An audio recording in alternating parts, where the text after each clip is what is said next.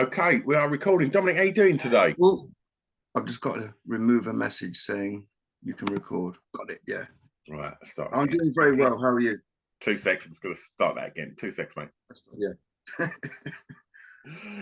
Dominic, how are you? I'm doing very well. How are you? Yeah, I'm all right. I'm all right. I'm just looking over your shoulder. I'm just being nosy. That's the beauty of Zoom. You can just have a right good nose at people's gaffs. And yeah, there's some serious vinyl there, mate. Yeah, I just had a quick clean up. I thought, let me have a look. Yeah, it goes a few higher, and then there's another one of those over there. Wonderful. So it's not as much as I used to have, but Yeah. these are the ones I don't want to get rid of, like my babies, you know. Yeah, it's really weird. I've got like not as much as that, but I've got a fair old whack, and it's just through years of DJing and promoting and stuff. It's like used to get sent so many promos, and over the years, it's like I've just got to get rid of anything. I'm not a massive holder, but when it comes to vinyl, I just don't want to get rid of anything because it all tells a story. And I was going through it the other day. I said to my wife, I was like, I'm gonna have to get rid of some of this stuff. It's like I'm never, ever, ever gonna play this ever again. Like, but do you know what I mean? It's still tough to say goodbye. Do you know what I'm saying? I've got a friend of mine that comes over and he's like, this is worth 150. This is worth 200. This is worth 50. Sell it all. I said, well, I'll sell it. I could sell it all. You know, and then but there'll be like a blank space behind there. And it's like my comfort blanket, really. Absolutely. Yeah, I mean, I don't physically play vinyl anymore. I stopped a few years ago just because I'm not strong enough to pick the boxes up anymore. Yeah, yeah. That's the thing. It's so weird, sort of, and I'm sure you've seen it many times. But just the going back in the day of DJing, and I'd have like this box about that big with 3 like sort of sections in it for 7-inch singles, and then I had like 2 massive ones of 12 inches, and it was like you needed to be ripped to shit just to carry them to the gig. Like, and now you just turn up with a little USB on your key ring and you're good to go. And you've got access to like 5,000 tracks. Mental, right? Instead of like having 100 with the covers ripped off, stuffed into a box just so you can take them out. I don't miss those days. I don't miss those days at all, really. Absolutely, absolutely. Right, I'm going to start. Track 1. Please tell me the track that you think has the greatest ever intro. This was quite a tough one, and obviously lots of dance music has long, great intros. But for me personally, I was going to go with Pink Floyd, "Shine On You, Crazy Diamond," but I ended up with the Eagles' "Hotel California" because I love the record. It's a proper intro. When in those, even today, records don't have intros that last a minute. Yeah, they just don't have it. And a 6.5-minute single, which was unique for the time, into what to me is basically a reggae record. Yeah, with a load of blues on it. So classic record. It was all of these questions you gave me were quite tough because well, as soon as I said them, I was like, no, I should have said this, that, and that. I'm fully aware these choices could change every day, let alone every hour. Do you know what I mean? Yeah, it's a tough one, but I thought I love that record so much, and it's so well recorded and produced, and sonically it's amazing, and it's just a legendary, fantastic intro. That's why I picked it. What interested me about what you said was you looked at there's loads of amazing long intros in dance music, and then you referenced Floyd, again, another huge long intro. I'm always interested to see when artists choose whether it's something that is long or people just go, oh, it's Help by the Beatles, just bang, straight in. And I like the fact that everything you've chosen and everything you reference has got something like long about it. And I want to ask you this, you know, as a producer and, you know, and as an artist, we've already sort of spoken about, you know, the vast amounts of vinyl behind you. And when people were getting into music then, or buying the Eagles or buying Floyd, the way that they would consume their music is way different to how people are consuming music now. You know, we live in a world now where, you know, pop acts are really utilizing things like TikTok to get their music out there, and and we're seeing the importance of a Spotify playlist. You know, is as important as getting radio play, you know, say 20 years ago. So with all of that in mind, when you're making music now, do any of those sort of trends in how people are getting their music and you know, and trends in technology like social media playing a part in, you know, getting exposure to music, does any of that filter into your creative process? No. Short and sweet. No. I don't really care about any of that. I'm tuned out, mate. I've been doing it for so long. I don't care about all that at all, really. It's just, I'm not kind of following any system. I'm not like a generic pop producer or writer or engineer. I make the things I like and what I want to do. So I'm not chasing the fame or the cash, or I'm not, you know, that kind of generic plastic view on it. So I don't really Yeah, care, really, yeah, you know, at all. yeah. I want to go back to Hotel California as well, and before, like, we started recording this, I was just going through some of the tunes that you sent over, and I just chucked up Hotel California, and it was them being inducted into the Rock and Roll Hall of Fame in the late 90s. And you're just watching this kind of guitar line just play over. And then when Don Henley just drops them that double tom, and then like it kicks in, and I was just watching him drumming and singing, which you don't see very often. There's, you know, there's very few bands, certainly at the size of the Eagles, that the drummer was the singer, and you just hearing his voice, like, you know, Don Henley's vocals are unbelievable, but to just watch him doing this, like you say, almost reggae, like just playing that sort of snare so crisp and so in time, and singing at the same time, it's ridiculous that I'm blown away by something as simple as someone being able to multitask drumming and singing, but it's done so perfectly. It's not an easy thing to do. I mean, you must have been in the studio with thousands of drummers, and getting them to you know, to play in time is not necessarily always an easy thing. Yet to sing the lead vocal over that as well, that's not straightforward, right? No, it's a special skill. And do you know the working title of that record was called Mexican Reggae? Really? That was the working title. Before there was any vocals, any lyrics, it was Mexican Reggae. And it was done on an old drum machine beat. And it's basically a reggae record. Yeah. So the other guy, I forgot his name, not the guy who sang it, but it was the other guy who wrote the music. And he Glenn wrote Fry? it a Was year it Glenn Fry? before. I don't know. There was a lot of very talented people that all had big careers in there. It was Glenn Fry and Joe. It was the guy who sang it was not the guy. Well, the guy who sang it wrote the lyrics with one of the band, and it was the other guy, which I've forgotten his name now. He wrote the music himself, and it was like a Mexican. It was called Mexican Reggae. That was the demo, yeah. And it was re-recorded several times as well. Right. Which so they knew they had a great record, yeah, and they recorded it. It was in the wrong speed. They changed the speeds, and then it went. I think they took the key down from E minor to B minor, I think. So they did it a few times. I've got the same situation now. I'm working on a record that's a great record, but there's something that's not quite right, and the tempos needs to be changed, and something needs to be changed. You hear there's a great record there, but there's just something not right. So all of those guys were so talented though as well. It took all of those guys to make that record. So it was a team effort, and being open-minded enough to go in there and change the key, change the tempo, change the approach. But to me, it's based off reggae. Yeah. It's a reggae bass line, drum line, and the guitar rhythm, the ching, ching. It's a reggae tune, really, with blues guitar at the end. You've just completely compartmentalized that track, you know, from the drums to the upstroke to everything, talking about, you know, the key changes, etc.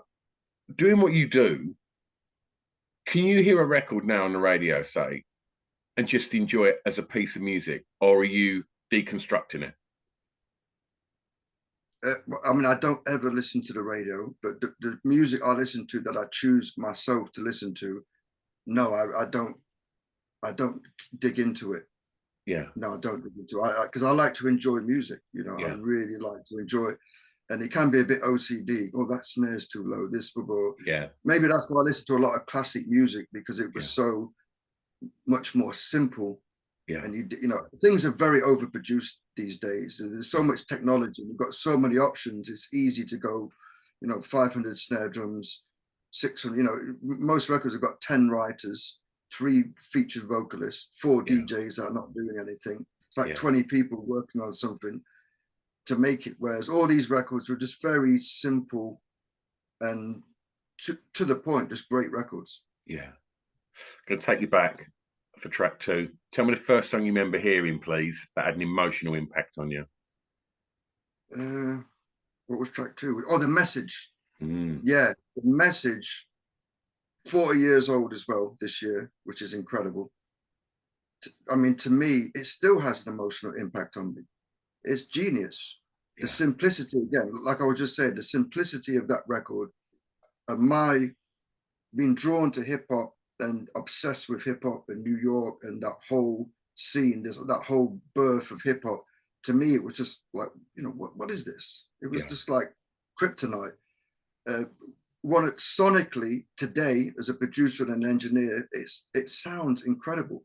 You can go and play that in Fabric Ministry of Sound, and it will sound incredible. Yeah. It's simple, iconic voice from Melly Mel, Grandmaster Flash, iconic DJ. Lyrically, the lyrics make sense today, and there's nothing about that record I don't like. It's probably one of my favorite records ever, Yeah. really. I still feel the same way. It's just an amazing record. I was playing it this morning going, this is fucking amazing. Yeah. Where was you when you first heard that? Where was growing up? I was at home living with my parents at school. And I think my mother exposed this to me, because she used to be in the nightclub business. She was the Yeah. manager of nightclubs in Nottingham. So she's always been around the music scene. She used to have her own parties, after parties at home and stuff. And I'm pretty sure it was my mother that first played it to me, Yeah. bizarrely enough. But that's when hip hop, when did that come out? 82? Yeah, Yeah. 82 it came out. So I was 12 years old. Yeah. So I was just like a young kid, like, oh, hip hop, blown Yeah. away by hip hop, breakdancing, and the whole So, hip so hop let's talk scene, about basically. this. Let's talk about this because I'm just like, I think I'm 2 years younger than you, and hearing Bambaataa and Flash, and then the electro albums and things like that. The impact on kids in the UK. You referenced the word kryptonite there, and it was like it was so hard to get more hip hop, because occasionally you might see Flash on Top of the Pops, or there was certain radio stations that if your area was good enough, you could have got some hip hop off of that. You'd see the electro albums in the stunning artwork of them electro albums. You'd see them in like the record stores and stuff. But aside from that, to get hold of hip hop or to see breakdancing, you'd watch the Rocksteady Crew video and just watch Crazy Eggs and all these people just trying to get any little bit of it. And I remember there was a copy of Subway Art at my school that had come from our local library, and it was like pre-booked at our local library for about a month, and no one could get hold of it.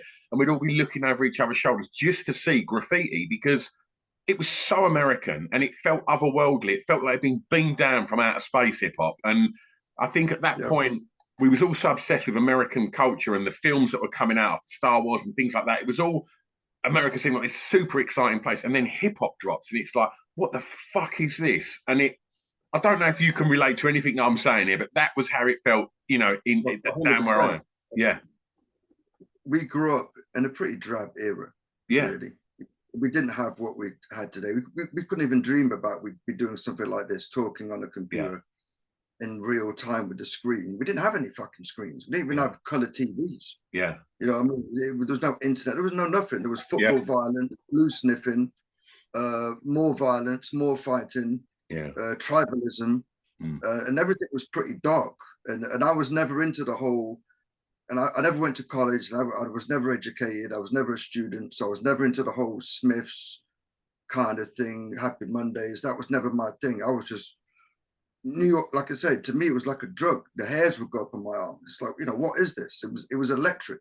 Yeah. It was like color in a world of black and white. Yeah. So hearing that was just mind blowing. And it's what changed my life. I listen to it today, and I genuinely think it's one of my favorite records. It's not Yeah. 40 years later. Yeah. It's one of my favorite records. There is them electronic records that don't date, and I think the message is up there. You throw that in there with, I don't know, I Feel Loved on a Summer, anything like that. You still hear them today, and they can come out. They could come out today, and you'd be like, "What the fuck's this? This is incredible." It's timeless. It doesn't date. It's just sonically on its own little platform.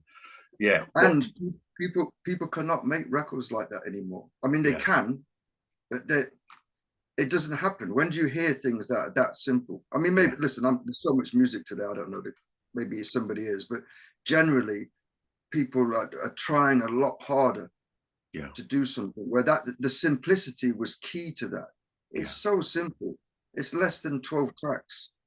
It's less than that's, like including the hi-hat, the snare, the kick drum. It's simple, but it has an emotional impact, which is what a tune. I don't know what else I can say about it, really. You said everything, mate. You said everything. It's I couldn't agree more. Let's talk school for track 3. I'd like you to tell me the song that reminds you of your time at school.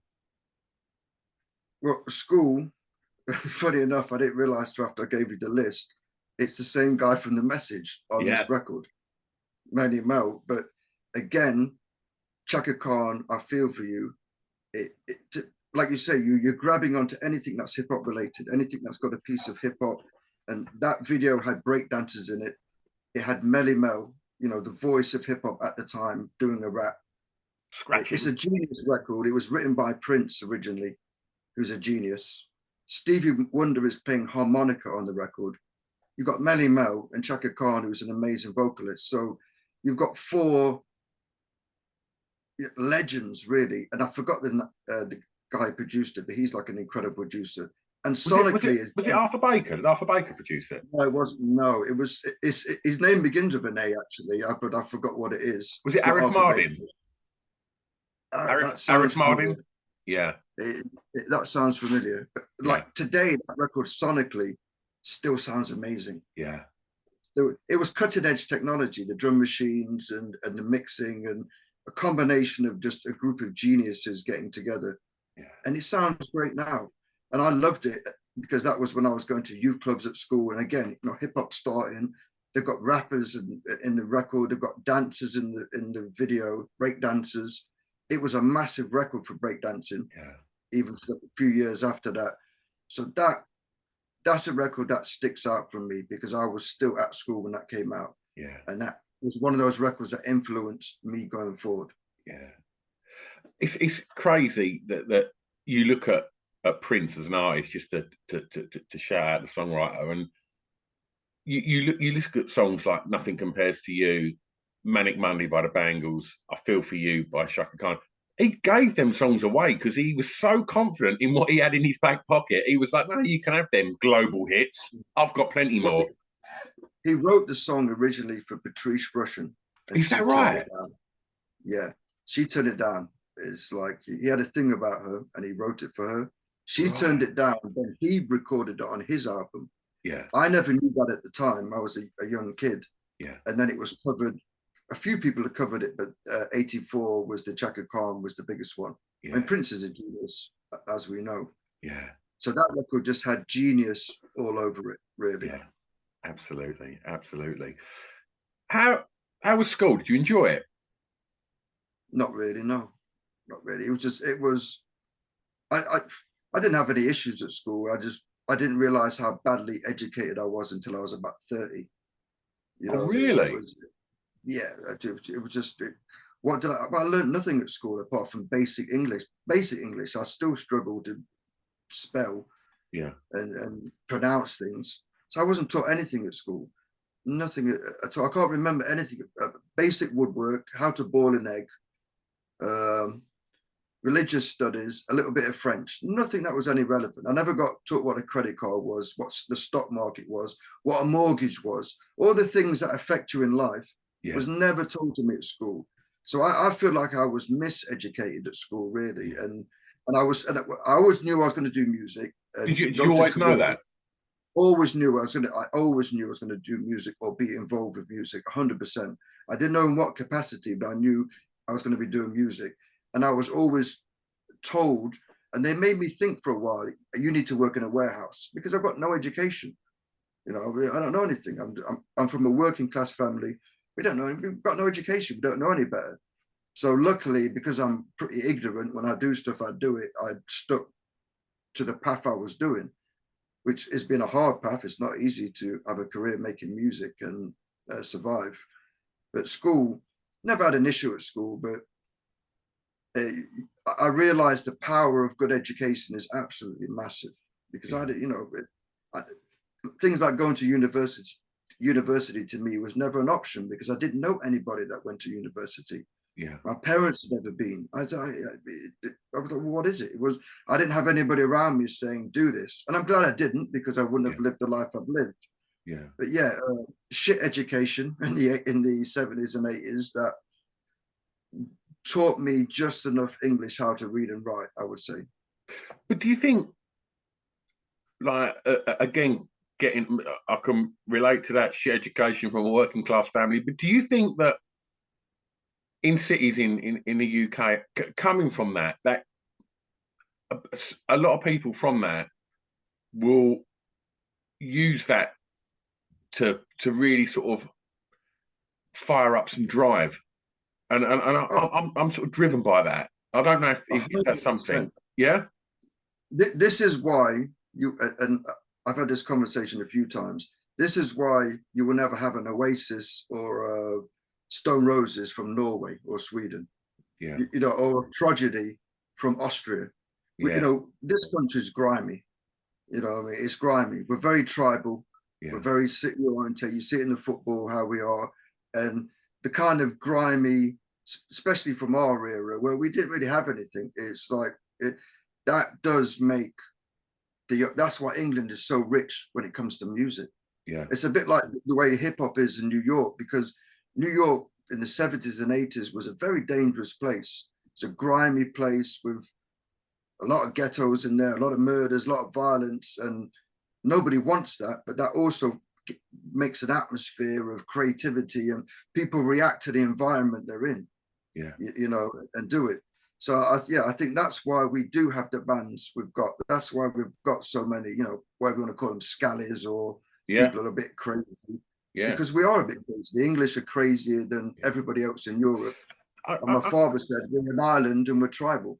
Yeah, absolutely. You look at the Arctic Monkeys, right? That their first album, that's just pure social commentary. It's poor kids from a poor city, just literally writing social commentary, which essentially is what rap is, and yeah, and you can trace that through to Oasis, back to the Roses, back to Joy Division, and further back to four working class lads from Liverpool that the Beatles, just and it's just as you said, Scally's just trying to find a way out.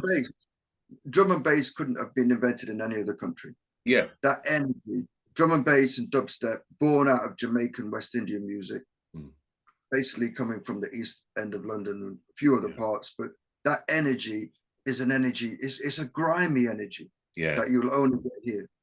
And none of that comes from money. No, none of it. Like I work with some guys in Norway. Norway have got some of the best musicians because they've been playing instruments from 5 years old. But there's nobody over there that has that real attitude. You know what I mean?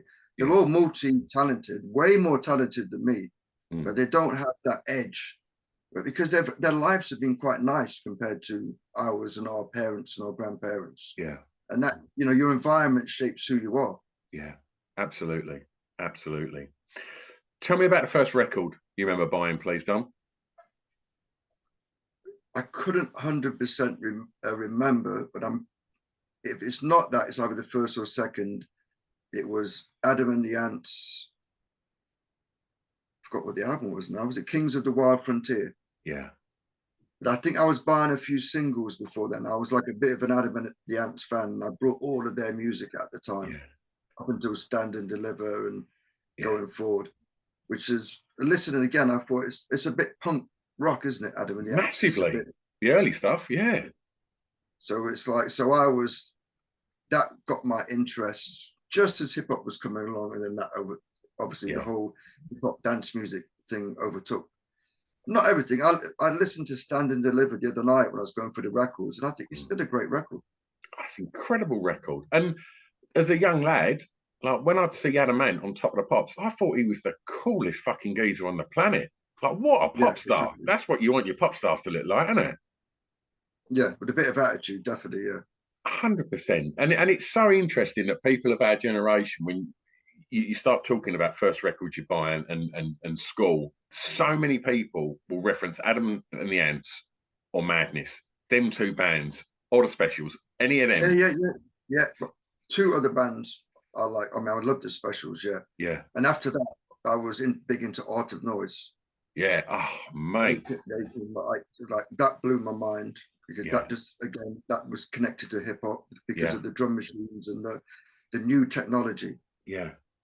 How did you go from, somebody that left school not feeling like they got the education they deserved? How did you sort of start to find yourself inside the music industry? DJing. So I had my first turntables when I was 14.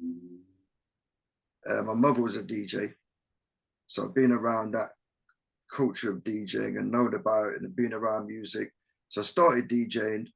I made my first official record when I was 17 with one of the guys from KLF had a record label, and he put out a compilation of some old London MCs, and I used to be called DJ Quick. It was DJ Quick and MC Fizer left. And this other guy from LA with Jerry Curls came out as DJ Quick. So I thought, you can have it, mate. You can take that name. So that was my first ever like official signing a piece of paper. I don't know what I signed on there, but that was my first record. Was that Bill Drummond or Jimmy Courtney? I'm not sure, to be honest. I mean, we're going back quite a few years. I mean, if your first deal's with the KLF, that's fucking beyond cool. What a place to start. Yeah, so that, I mean, one of my favorite albums is KLF Chill Out as well. Oh man, no one ever talks about that, because that came way before all the big success, didn't it? And that record with the sheep on the cover was just beautiful, wasn't it? I'm big into ambient, trippy, weird, chill out music. I like to smoke a bit of weed and relax. And that record blew my mind when the Elvis coming in and everything. Today it's like a genius piece of work. So I was a massive fan.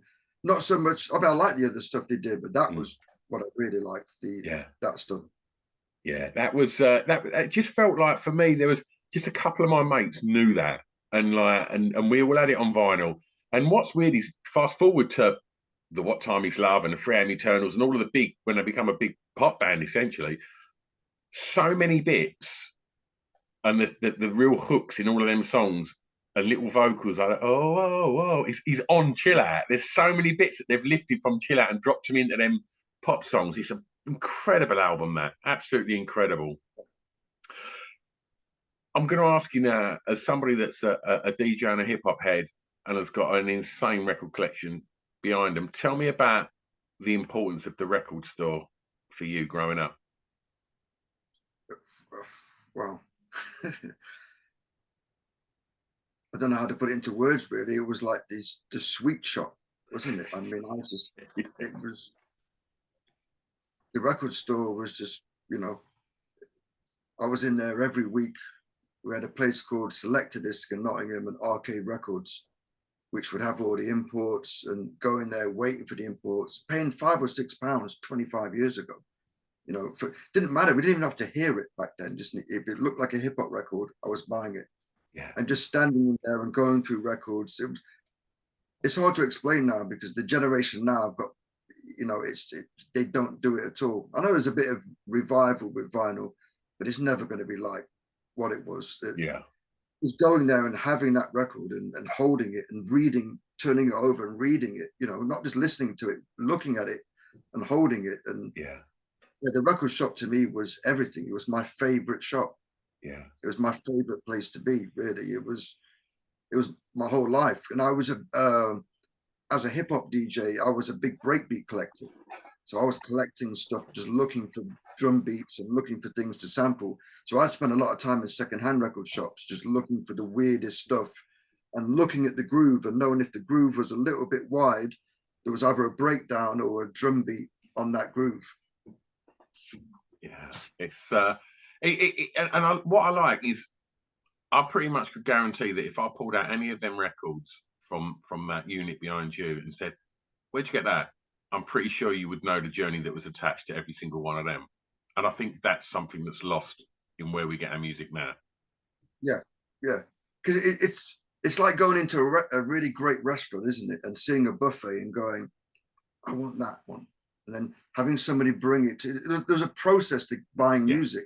You had to get on the bus, you had to go to the record store, you had to go through and find it or speak to your connection at the record store, pay, look at it, go home. Now a new record comes out, you just open up Spotify, Apple Music, it's there within 5 seconds. Yeah. There's no search. I used to search for music and look for music. You know, I've got friends who come around and pull stuff out and go, wow, you know, and there's a story behind everything. So it was everything really, because we didn't have much else, did we really? No, not at all. No, and I was into football and music. That was my two things. And for me as well, like I was just a nerd, you know, I was a nerd for music. And once I put that piece of vinyl on, or even if it was a cassette or whatever, I'm then looking at the sleeve notes. Who's the producer? Oh, he produced that. And like, Well, and cassettes just, were massive, weren't they? I mean, yeah, cassettes were still big. The mixtapes, I mean, recordings from New York radio. I'd record things from New York radio, and they were like gold dust to people. yeah, Absolute gold. Just hearing Mr. Magic, Marley Marl, all of these voices, Red Alert, talking, and then playing music was just like, huh? It just sounded like something from another planet. It didn't even sound like it was from here. It just put you in a whole another vibe and a whole other world. yeah. It was exciting, you know, seeking out music. And then some of the biggest records you hear them for the first time in a nightclub. Yeah. Not on your headphones or Spotify. You know, you go to a nightclub and like, wow. So you're hearing it on a huge system. I mean, the way we consume music was so much more exciting, and we had less, so there wasn't like thousands of things there. Yeah. You know, like again, if you walk in a restaurant and there's 1,000 choices, suddenly everything's not as exciting. Yeah. You know, so having less choices and the way we consumed it, I think was something quite special, really. Absolutely. That's been lost forever, unfortunately. But you know, life moves on. Absolutely. I want to pick up on your journey. So you put that tune out on the KLF label, and then where did the career start to move after that? So after that, me and Faisal, we set up our own record label called Singer Song Records, and we put a couple of records out with people from Nottingham, Derby, Sheffield, as well as Faisal from London, and did that for a couple of years, and that became like my link to move into New York, because I was trying to get American rappers, and back then you'd have a phone number on the records and all the imports. So I used to just call people up, you know, hello, who are you? I'm doing this, blah blah blah. And long story short, that was how I made my first connection into New York with Howie T and the Real Roxanne. And so what they then kind of were into what you were saying, and you went out there. Well, what happened was there was a record. It was Izzy Ice and DJ Majesty, who ended up signing for Jive Records. I brought one of their imports in Nottingham, and there was a number on there of the guy who put the record out. I called him, built a relationship up with him, and that led to me going out there basically, and that led to most of the records I did. I ended up flying there, seeing him, coming back, flying there. Then I just ended up staying there, and I never came back basically. Yeah. His cousin was Howie T, and that was the first person I worked with, and the first person I made a major label record with. Yeah. I want to ask you about the next track, which is about clubbing, and I'm interested to know if this is going to be something from the perspective of a DJ or the perspective of a clubber. But tell me about the song that soundtracked your years clubbing. Mr. Fingers, Can You Feel It? What a tune! I could have picked a few. I could have picked Adonis. I could have picked Marshall Jefferson, but that one, again, Larry Heard, godfather of house music, deep house music. Again, simplicity, very simple, an amazing record. And because I was big into Chicago house as well, not just hip hop. I loved Chicago house, the whole Strictly Rhythm, Derek May, all that vibe. And it was called garage music, you know, way before what we call garage music now. We used to call it garage. And that record was just such a classic record, and it just blew my mind basically. Yeah. It was like, you know, what is this? It just blew my mind. And hearing it when I was first going clubbing, 86 as a teenager. And again, today I'm listening to it, I'm like, this is still a great record. Yeah. It's one of them things when people can sort of go, oh, the most important decade for music, oh, it's still the 60s, or you look at the 70s with like punk and and disco and stuff. For me, I will stand by the 80s is the most exciting decade for music ever. The amount of music and the variety of music, from those early kind of new romantic synth tunes through to like, back to things like the two-tone movement that was happening at the beginning of the 80s. And then you get like house music, you get hip hop, you get electro, and then you get the Manchester scene in 88, 89, and then you get the Daisy Age rap coming in at the end of the 80s. It just, acid house, there was so much music happening in the 80s that I think it's for me, head and shoulders, the most revolutionary decade in music. Because it was aligned with the technology and the revolution in technology. Yeah. So it make like Larry Heard made his record at home. Yeah. So you couldn't really do that before, man. Records weren't made like that. They were made in studios with 2-inch tapes, and you couldn't do it. So the invention of we got a lot. The people we should be thanking is the Japanese. Yeah. Because without the Japanese, we probably wouldn't have Can You Feel It or Chaka Khan, that record, because they invented the drum machine and the 808 and all these things that made it, we could go at home and make music. So that's when it started to become accessible. Most of the records I made in the early 80s, early 90s were made in people's houses or studios in people's houses. So I think that's why it opened up the avenue for people to make music. Definitely. I mean, I think every decade has got incredible music. Like, I'm a massive Motown fan. I don't hear people making records like that anymore. I Jimi Hendrix and all that. But like you say, but there's just more in the 80s. It exploded in the 80s. To me, the golden era of hip hop was in the 90s. When, because everybody sounded like themselves. Like we don't have the same voices. We don't look the same now. I can't tell the difference between 80% of the big hip hop acts. They're all on the same beat, the same generic drum pattern with the same topics, and they all dress the same. So it's gone. Pick back up on your journey and tell me about what was happening for you in hip hop in the 90s. Well, the 90s, so 1990, I've been going to New York since 87, 88. I've got family in New York as well. But by 1990 is when I started to work in studios and do it. And my first major label placements and releases is with a guy called Little Sean, who was on Capitol Records.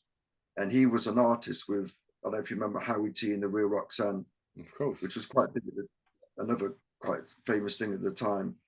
So I started going out and doing that in 1991. And in 92, the guy that I was mentioned before, he built a studio in Brooklyn, in Brownsville. And then I flew over at the beginning of 92 to start working in there, and never came back basically for about 7 years. So, and that's when I did all of quite the famous stuff. Okay. I'm going to take you home, and I'm interested where home's going to be for this track, because I want to know your favourite song from an artist from your home county.